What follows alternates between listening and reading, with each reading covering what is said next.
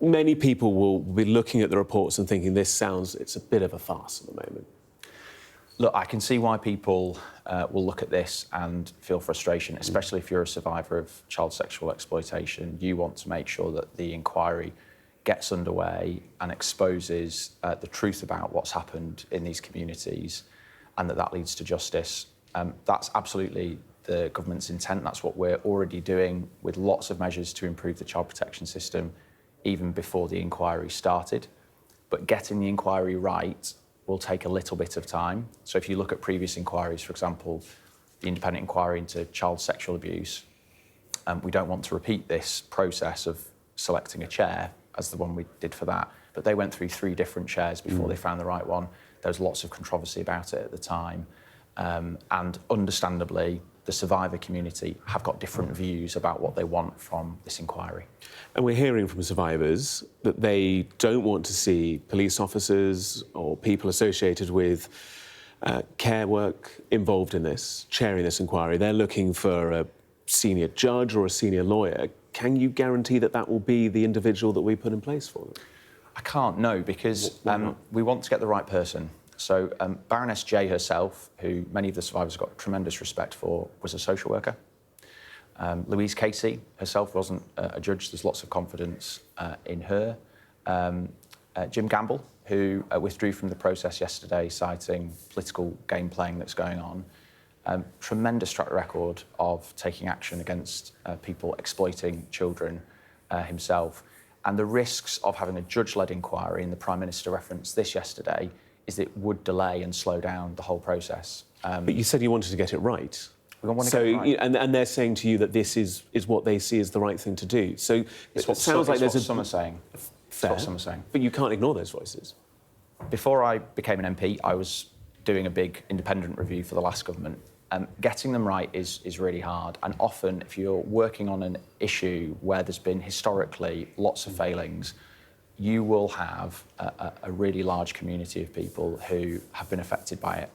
And they will bring, if the review or inquiry's done well, and it's got open doors, as this one does, they will bring those views to the table, and they will be different views. And part of what we need to do as a government is, of course, listen to those different views, engage with them, but also then make some decisions. And what's going on beyond the inquiry is we're introducing new multi-agency child protection teams, which will include police officers in the same team, fused together with social workers. We're introducing the single unique identifier to bring data together, and we're introducing mandatory reporting. All of those measures are in a bill which have been attempted sabotage by Conservatives and Reform. I'm the Children's Minister. Kemi Badenoch used to be the Children's Minister. She had no interest in these issues then. And there is a Reform councillor, as of this morning, still a Reform councillor, who called children in care evil. Many of the young women who were exploited in these grooming gangs were in the care system. So all I would say to you is the government's intent on this is incredibly solid. We want to get this right. We're taking action, and we'll set the inquiry up well. I would just urge other political parties to turn the volume down a little bit, or turn the heat down a little bit on their attacks. And that was one of the accusations and one of the criticisms made by Jim Gamble was the politicisation of this. We know from at least these 4 survivors, they say they would return to the panel if Jess Phillips was to resign from her post. Will she stay in post? Jess will stay in post. Jess full backing the Prime Minister? Full backing the Prime Minister and the Home Secretary. I know Jess. She's been a lifelong advocate and champion for young girls who've been abused. And she has already shown that she's properly engaging with the survivor community. They would say otherwise, though, some of them. Some of them would. And they disagree with some of the processes that have been followed. So, for example, I think one of the things in dispute at the moment is the scope of the review. So the government's been really clear about this, but my understanding is that survivors were asked as part of the process, are there other aspects of child sexual abuse and group-based sexual abuse that should be considered?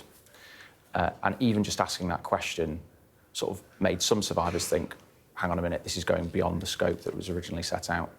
Now, that was a question that was being asked.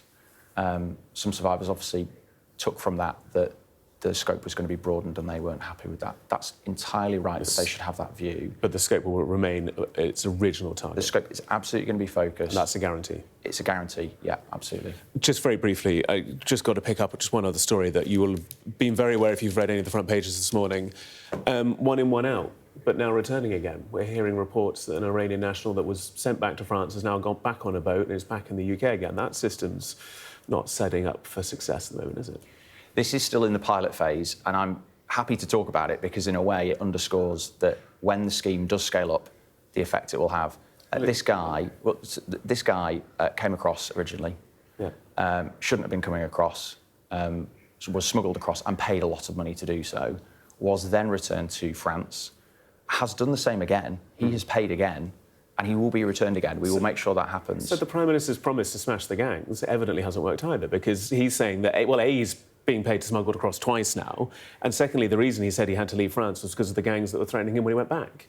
So the smashing the gangs line is tosh. Smashing the gangs and making sure we don't have small boat crossings are about more than just the returns agreement. The returns agreement is absolutely critical. We want to make it work and scale it up.